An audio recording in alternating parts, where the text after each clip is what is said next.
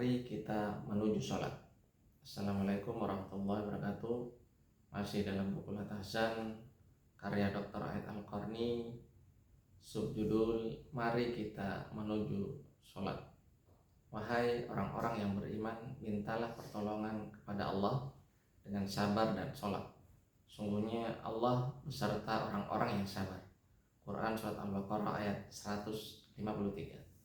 Jika Rasulullah ditimpa sebuah ketakutan, maka dia akan segera melakukan sholat.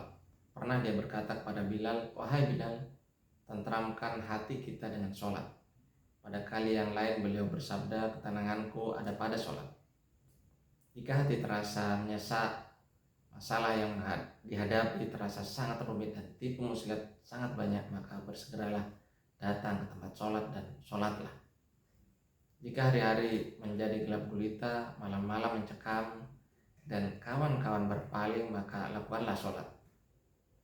Dalam berbagai urusan yang sangat penting, Rasulullah selalu melapangkan hatinya dengan melakukan sholat.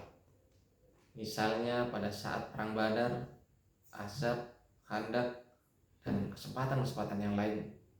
Diriwayatkan dari Al-Hafiz Ibnu Hajar, penulis Fathul Bari, bahwa suatu hari dia pergi ke sebuah benteng di Mesir. Di tengah jalan dia dikepung oleh segerombolan pencuri. Seketika itu juga ia berdiri untuk melakukan sholat dan Allah pun memberikan jalan keluar padanya. Ibnu Asakir dan Ibnu Qayyim Al-Jauziyah bercerita bahwa seorang laki-laki soleh pernah bertemu dengan seorang perampok di salah satu jalan di Syam. Perampok itu telah bersiap-siap untuk membunuhnya. Laki-laki tersebut meminta waktu kepada si perampok untuk melakukan sholat 2 rakaat. Maka berdirilah ia dan mulai melakukan sholat. Di saat itu ia teringat firman Allah yang berbunyi, "Atau siapakah yang memperkenankan doa orang yang dalam kesulitan bila dia berdoa kepadanya?" Dia membacanya 3 kali, maka turunlah malaikat dari langit membawa pedang, dan dengan pedang itu ia membunuh perampok tersebut. Malaikat itu berkata, "Aku adalah utusan Zat yang memperkenankan doa orang yang dalam kesulitan."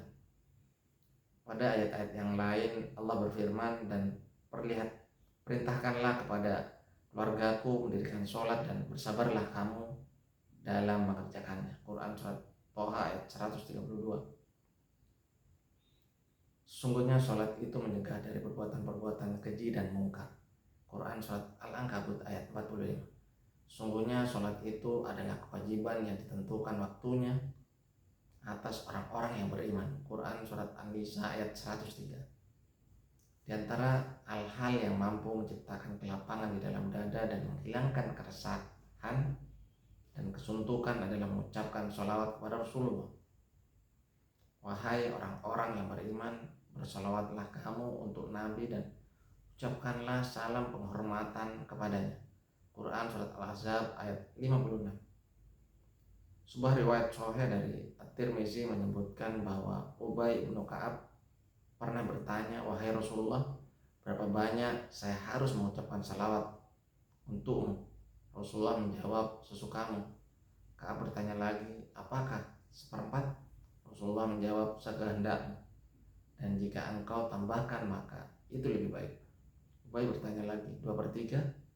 Rasulullah menjawab, "Terserah engkaulah. Dan jika engkau tambahkan maka itu akan lebih baik." Ubay bertanya, "Apakah salawatku untukmu seluruhnya?"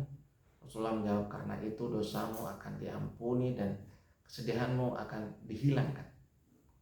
Ada 2 dalil yang menguatkan bahwa rasa sedih dan duka itu bisa hilang hanya dengan mengucapkan sholawat dan salam kepada Rasulullah.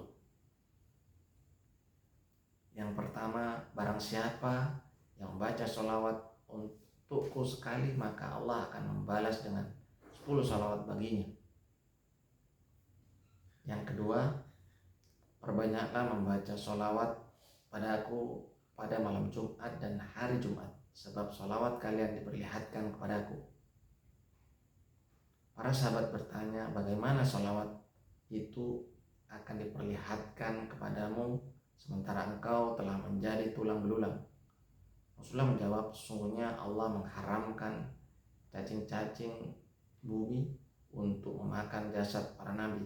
Orang-orang yang mencontohnya dan mengikuti cahaya yang diturunkan kepadanya akan memiliki bagian dari ketenangan jiwa, ketinggian nilai dan kehormatan dirinya. Ibnu Taimiyah berkata, salawat yang paling sempurna untuk Rasulullah adalah salawat Ibrahimiyah. Allahumma sholli ala Muhammad wa ala ali Muhammad kama shollaita ala Ibrahim wa ala ali Ibrahim wa barik ala Muhammad wa ala ali Muhammad kama barakta ala Ibrahim wa ala ali Ibrahim fil alamin innaka Hamidum Majid.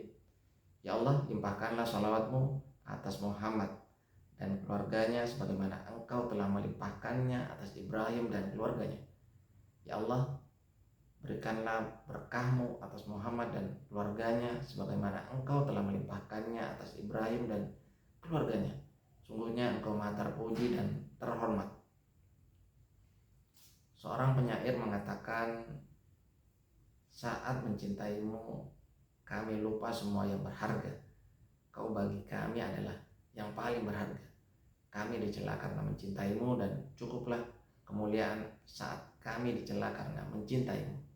Itu tadi kutipan dari buku Latasan. Semoga bermanfaat. Wassalamualaikum warahmatullahi wabarakatuh.